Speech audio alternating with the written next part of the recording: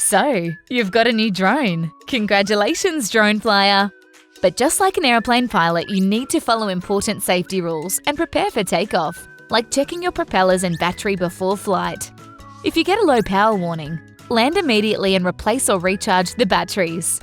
You don't want your drone to land unexpectedly and be damaged or lost. Fly your drone with an adult who will help you choose a safe area.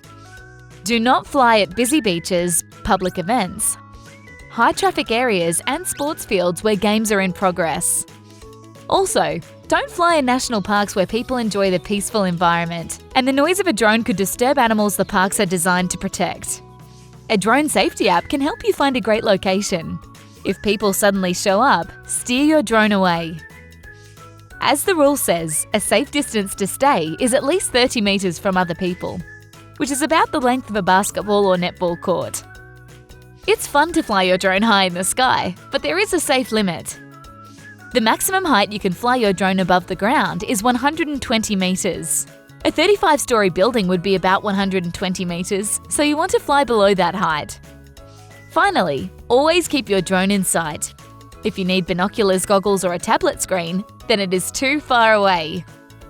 So, have fun flying your drone. And to keep you, your drone and others safe, make sure you follow the rules. You must not fly your drone higher than 120 metres above the ground. You must keep your drone at least 30 metres from other people. You must not fly over a populated area. You must keep your drone within visual line of sight.